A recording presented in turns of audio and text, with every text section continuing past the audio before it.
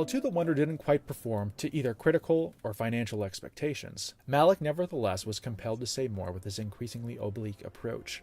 He turned his attentions to his time as a working screenwriter in Hollywood during the late 70s, drawing from his experiences in the entertainment industry to fashion a story about the corrupting effect of wealth and success on one man's soul, set against the hedonistic neon backdrop of modern-day Los Angeles.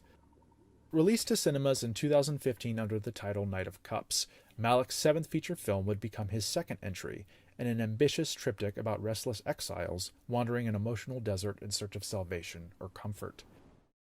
Knight of Cups marks Malick's fourth consecutive collaboration with producing partner Sarah Green, who is joined by fellow producers Nicholas Gonda and Ken Cow in bringing the director's ambitious and amorphous vision to the screen.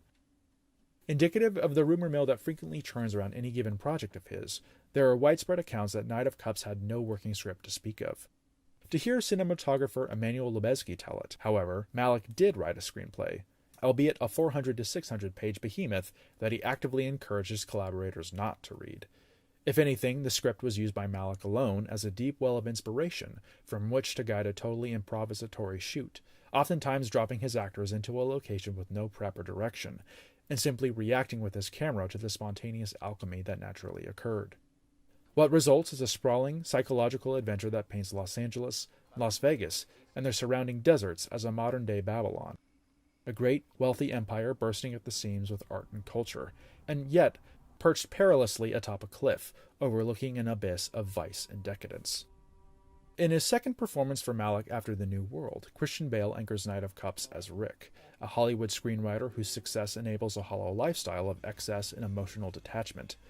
Malick molds Rick very much in the same vein as Affleck's Neil from To the Wonder, a lost soul wandering the landscape, often seen from behind, reacting more than acting, compulsively drawn to the fleeting surface pleasures of life, even as his hushed inner monologue decries their emptiness. Unlike most protagonists, Rick has no overarching goal, no clear objective to pursue.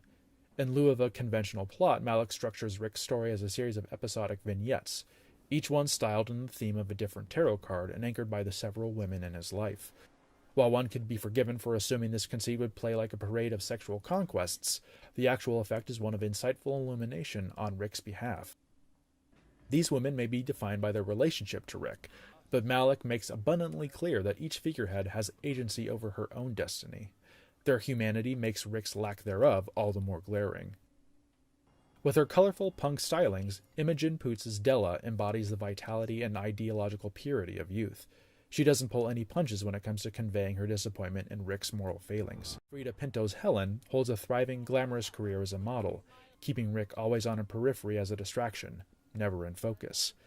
As the conflicted mistress Elizabeth, Natalie Portman shades a nuanced portrait of a married woman grappling with the ramifications and consequences of her infidelity.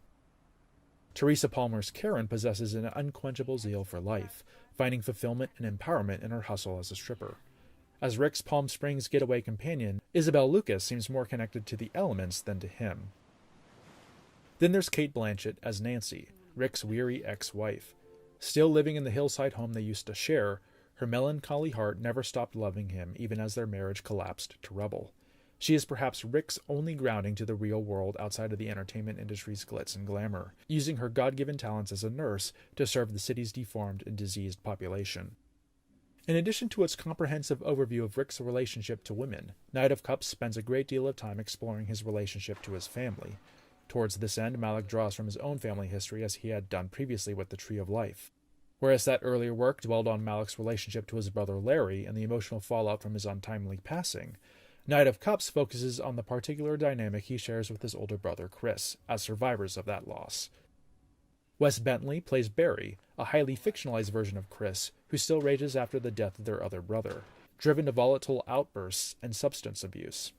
He's now clean, but his time on the streets of Skid Row has made him a compassionate advocate for those still caught up in the grips of addiction, a development that neatly parallels the real-life Chris's founding of a residential treatment center in Tulsa. The seasoned character actor Brian Dennehy hobbles about the film as Rick and Barry's father Joseph, a stubborn old man, full of regret, seemingly always at odds with his surviving sons and stuck in a perpetual state of grief over their broken family. Since his breakout success with Badlands, Malick has never had much of a problem attracting top-tier talent to his films.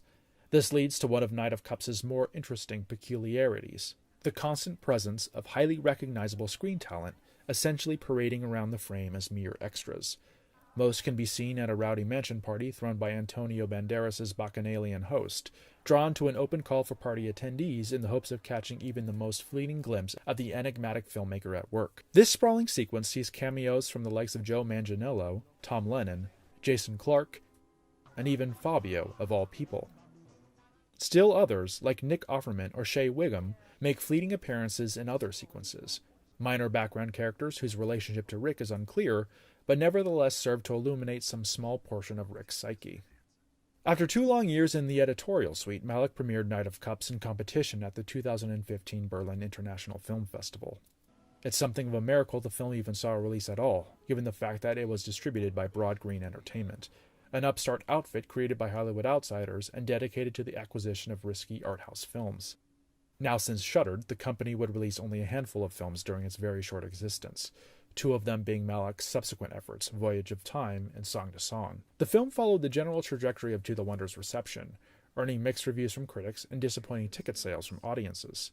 To hear some critics tell it, the Malick mystique had seemingly dispelled entirely, replaced by that of an aging filmmaker turning to indulgent, pretentious curios with little, if any, cultural relevance. That isn't to say that the film holds no value on its own.